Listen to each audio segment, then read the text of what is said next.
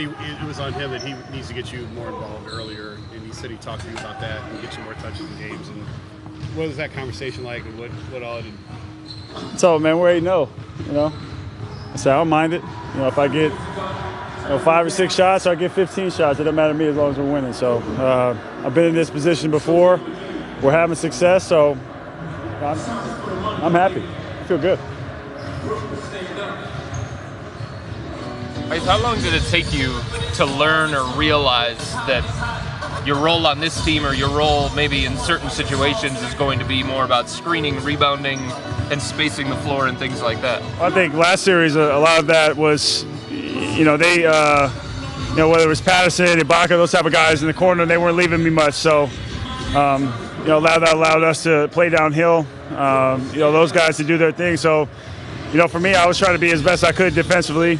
We looked at a lot of film. I was able to trap Lowry when he played, DeRozan quite a bit. So our game plan has been great. I've just been trying to be my best in that role. And sometimes it's going to be like that. Think about how pivotal, I think that might be a word, that 2015 Boston series was for your career in terms of your first playoff games, your first playoff success, then that injury that kind of reshaped just how everything went for you. Do you ever go back to that and think of all the different ways it impacted you? Yeah, more than anything, it just can all be taken away from you so fast. So, we don't take any of this for granted. We, treat every game like, we're in a fight, and we know that every team's going to be gunning for us. We're in the Eastern Conference Finals now. We don't know who we're playing yet, but yeah, I look back at that game a lot. That was my first taste, and came back, re-signed, and got all we can handle last year, and we're looking forward to it this year too. Because obviously Game 4 was the injury. Game 3, I think you had 20-something, and you hit a shot at the end. Yeah. LeBron found kicked you. it out right. Was that an important moment for your career? Yeah, I think it was my first. It was my first playoff game on the road. Boston, great atmosphere, and it was a big shot for us. I think we were fighting that entire game. They made it a 2-minute game against us in the fourth quarter. So I think that was definitely a big moment for me and my first real taste of real hard-nosed playoff basketball. What's been the biggest challenge when a team has this long of a layoff and you don't know who your opponent's going to be in the next round? How hard is it to stay engaged, and what's the biggest challenge you guys face? Well, luckily we've been fortunate we've gone through this before. We kind of have the blueprint for it. Just staying sharp more than anything. Mentally staying sharp, making sure that we're watching the games. We're staying together collectively as a unit, and whether it's on the floor, in the weight room, or just resting our bodies, we're taking advantage of this time. Do you think there's any that series, everything that happened with you and Kelly, JR and Jay, there was so much that went on in that series a couple years ago. Yeah. If it is Boston, I don't know when we're going to see you again. If it is Boston, do you think there's going to be any sort of carryover from that? Well, I think it's, even right now with Washington and Boston, you see them. It's like a slugging match out there. So it's two physical teams. I think you'll see that even more next round. So, yeah, I think that'll definitely carry over. Even last round, I think both coaches were saying, the more physical team is going to win, and more often than not, that holds true. The officials go over to review a play, and sometimes it takes a long time, and it seems like we see a lot of those. What's that like as a player, that pause in the action for a long time? Yeah, it's part of the game.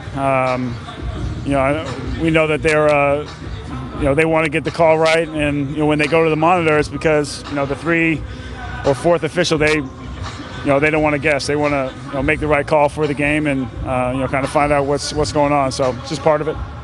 Kevin, going back to the start, when you guys came together, you and Kyrie had kind of like the twisting of the mustache, your specialized handshake, and that's carried on. This team has so many specialized handshakes. How do they come about, and how do you guys come up with them? It all basically started with, I can remember, I don't know if I was in the league yet, but I remember, when Mo Williams, Shaq, all those guys were here, right? That's when they were doing like the bowling stuff. They were taking the photos, that sort of thing. So I think that evolved.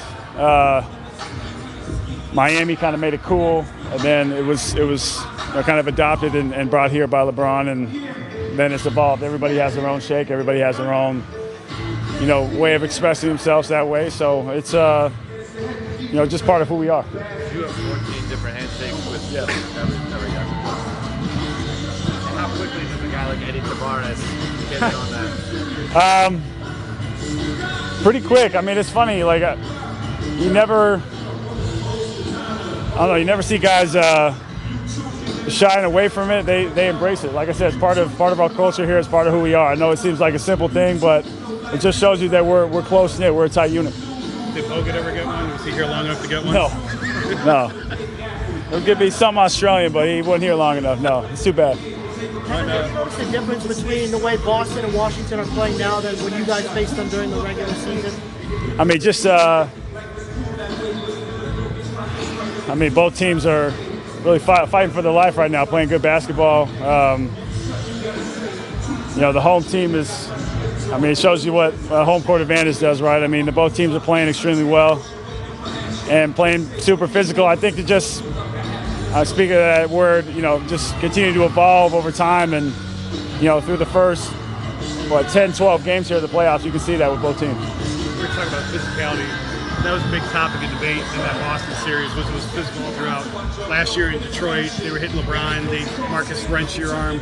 That really hadn't been the case in the first 2 rounds. It doesn't seem like it's been that physical of series.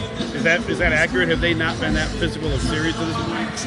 No, I think we've done a good job of being the aggressor and being physical, but yeah, I think initially last year playing Detroit, they had set us up for the road ahead. They were I think that's basically a Stan Van Gundy team. They're super physical.